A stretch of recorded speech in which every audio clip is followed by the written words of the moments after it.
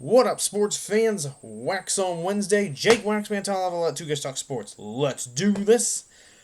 Alright, so when I was doing my Waxon Wednesday of last week, after I finished recording, I got a notification from my man Tyler that Jim Harbaugh had taken the Los Angeles Chargers coaching job. And that definitely was a shocker. So that probably would have been in last week's video if I had not already been recording by then. So now, with that said, we get to talk about it. So, for those of you who don't know already, the Los Angeles Chargers have hired Jim Harbaugh to be their next head coach. I think this is good news for a quarterback like Justin Herbert, because I think Harbaugh is going to come in and make a big and is going to make a difference in that organization. There's some changes plenty of changes that need to happen, but Jim, he'll be on top of that. So, what else does this mean for the Los Angeles Chargers? Well, it's an opportunity. It's obviously a big time opportunity for Jim Harbaugh to return to the NFL level, and I have no doubt that he'll do well and he'll be successful with this organization, unless of course ownership gets in the way. The only thing I worry about for Jim is that ownership getting in the way. That's all. That's my only concern. But to sum it all up, I think Jim's going to bring a very refreshing new energy to the Chargers. Or the Bolts, who unfortunately were lacking energy this season under Brandon Staley, or things had just gone stale under Staley, for lack of better words. So, for the Chargers, you could say it's a home run hire. He's got that NFL experience. Now, will it work out? Time will tell. As I mentioned before, it depends on if ownership just allows Jim Harbaugh to do what he needs. And I have no doubt Jim's going to want as much control as possible in terms of building the team. So we'll see if the Chargers are willing to do that. Like, will Jim be the general manager, or will someone else be the general manager? That is the question. So obviously, and it's a chance for the Los Angeles Chargers to win over, with a name like Jim Harbaugh. This is a chance for the Chargers to win over the sports market in the city of Los Angeles, because in the 5 or plus years that they have been there, they haven't really won over downtown Los Angeles. Let's be real. I'm just being real honest. I'm sure there's plenty of Chargers fans, don't get me wrong, but nobody in Los Angeles actually cares about the Los Angeles Chargers.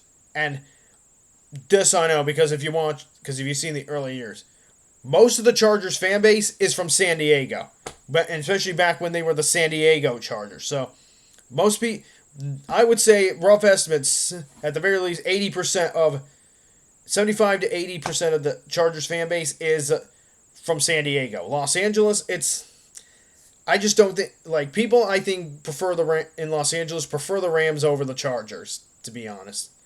But now with Jim Harbaugh there, I think the Chargers will have a chance to win over a greater percentage of those fans in Los Angeles, or those sports fans in Los Angeles who like the Rams or just don't like football at all. You just never know.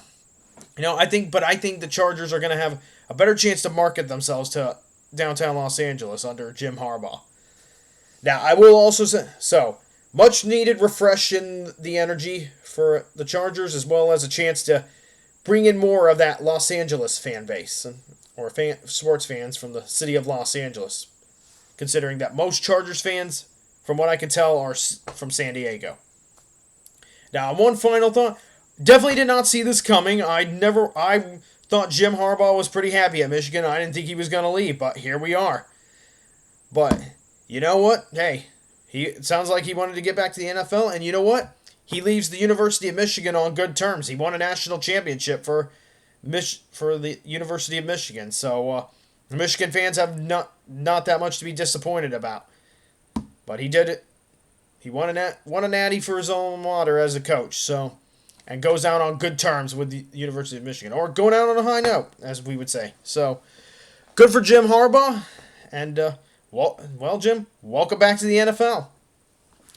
All right, now we have now we're going to talk. Speaking of the NFL, going to take a look back on the championship weekend. I'll start with the AFC Championship. Well, another Chiefs team that was in the AFC Championship, and now the Chiefs are for the second straight year, and for the fourth time in 5 years, the Chiefs are back in the Super Bowl. Here we are again. This is it, folks. We got the new New England Patriots in the NFL, and it's the Kansas City Chiefs. Of course, I don't hate this team as much as I hated those Patriot teams. Actually, I don't hate them at all, but I will admit that I was kind of hoping to see the Ravens get in instead of the Chiefs. Nothing against the Chiefs, but I did pick the Ravens, and that pick looks bad. And let me just tell you, I thought that Ravens team I thought this was going to be their year. Their defense was stout. Their offense was a machine. Had great coaching. Everything they needed to make a run. But there was one thing. Now, aside from the Kansas City Chiefs, there was one other thing that could have stopped the Ravens this year from making the Super Bowl. And you know what? That one thing did stop them. And that one thing, the Ravens themselves. That's right. Watching this game, the Ravens beat themselves. Too many errors. That AFC Championship game, the Ravens were error-prone. And it doomed them in the end. Mostly in the second half. In the first half, it was all Kansas City. They were controlling the pace of that game. And Baltimore was playing catch-up from behind. But second half, I thought Baltimore looked much better in the second half. But they just couldn't get out of their own way with mistakes. Flowers ends up fumbling the ball before he reached the goal line and resulting in a touchback in favor of Kansas City, and then Lamar with a back-breaking interception. Both of those things happened in the fourth quarter. Like, the game was never out of reach for the Ravens. They just couldn't get out of their own way with errors. And sadly, that may have been Baltimore's best chance to win a Super Bowl with Lamar Jackson, because things are going to get tougher next year. That AFC North is very tough. I think as long as Joe Burrow stays healthy, the Bengals will probably retake the division. And then you got the Browns, who got a stout defense, and if they stay healthy, they could do some damage. And then Pittsburgh, we'll see what direction they're going. We'll see what they got a bit of a quarterback controversy, but they still got some pieces on that team. Baltimore's not going to have it easy in the AFC North next year. I still think that they'll be a playoff contender next season, but Super Bowl contender, the window may have just shut fast on the Ravens. That right there, that was their chance. Then they blew it. Simple as that. And now we're having honest conversations about whether or not Baltimore is really a contender or not. Alright, on to my next subject. Now we'll move on to the NFC side of things. So, second topic was the AFC. Now we're moving on to the NFC side. Then I thought the NFC Championship was a lot more exciting than the AFC title game, because the AFC, we had just had one team that was beating itself, and the Chiefs didn't have to do much to win that game. They were in firm control. They didn't even have to do much because they made far few errors. The NFC's, there was drama in the NFC side of the things. You got the Lions, the 49ers, and you know what? Early on, it looked like the Lions were destined to make their first Super Bowl, especially in that first half. They took off, and they were in firm control. And I said this, whichever team started the fastest was going to win. I was incorrect about that, because the Lions did start faster. They did start faster than the 49ers, but they did not win the game. And simply in the second half, they couldn't keep their foot on the gas. Not for lack of effort or trying, because they tried, and Dan Campbell certainly tried to keep his foot on the gas. Things just didn't work out. We can talk about, for the Lions, we can talk about, Dan Campbell should have taken the points and kicked the field goals. Like the first fourth down in the second half, he probably should have taken the points. He probably should have kicked the field goal there, being that close. The second time, which was around, the field goal would have been allowed a 50-yarder, close to a 50-yarder. That one I could kind of understand him rolling the dice there. That would have been a long attempt, and what if the kicker misses? So that one's more understandable. The first one, he should have probably taken the points. But Lions fans, I'm just going to say this. Dan Campbell's coaching, it was not the only reason why the Lions lost the NFC Championship game and failed to get to the Super Bowl. it was a team loss.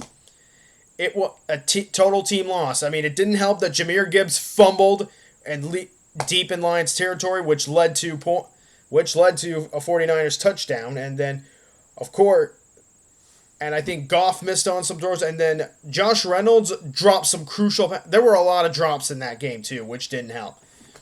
Those drops were crucial, and Josh Reynolds had a few big, like I said, few big drops that really did not help the Lions. Sorry about the flickering lights, by the way. But also, I will also say this, and of course, the Lions. Oh my goodness, they are. It's safe to say the Lions are cursed by the football gods, and what I mean by that, I think the game turned on a piece of bad luck for the Lions.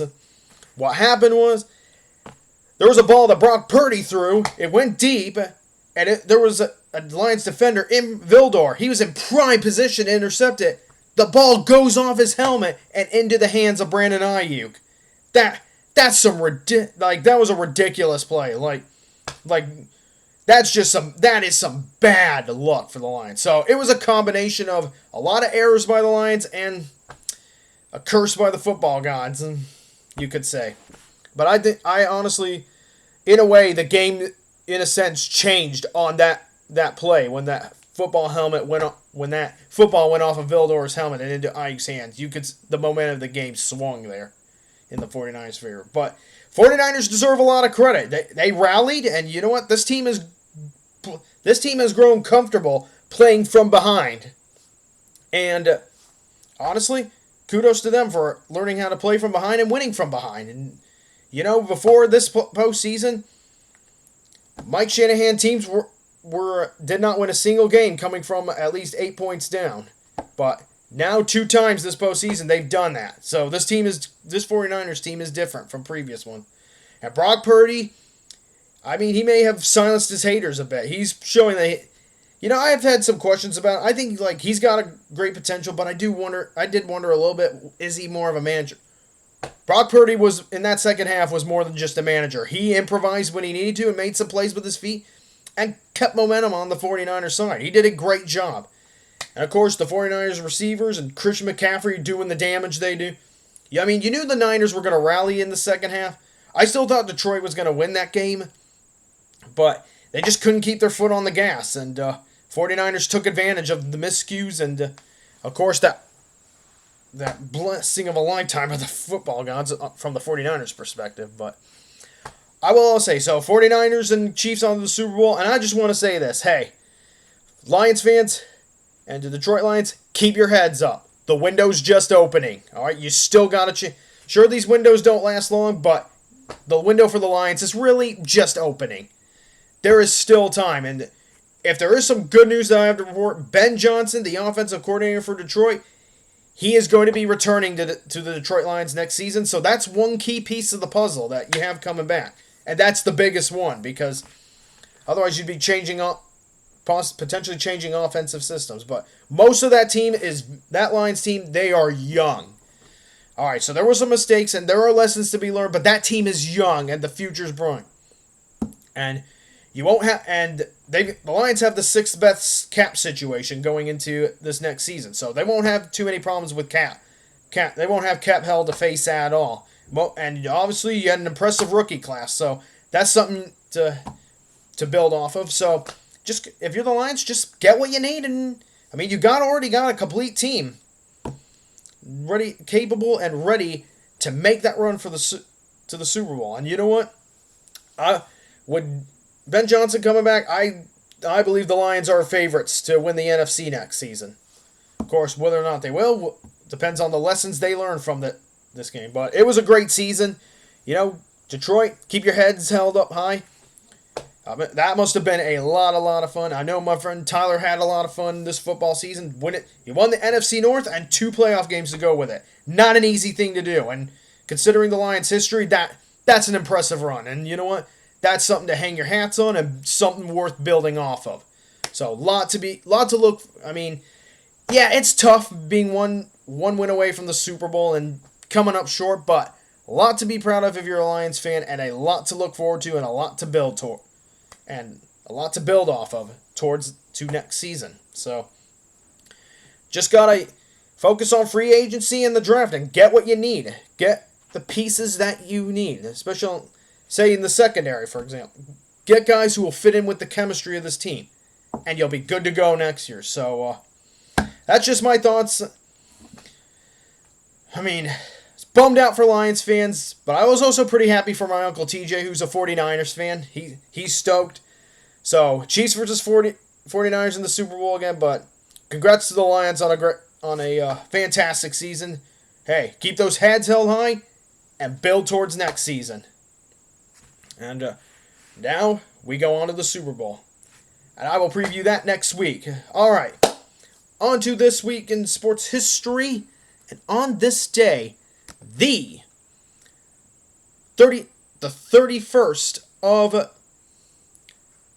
January, 1988, Super Bowl XXII at Jack Murphy Stadium in San Diego, California. The Washington Redskins beat the Denver Broncos 42-20.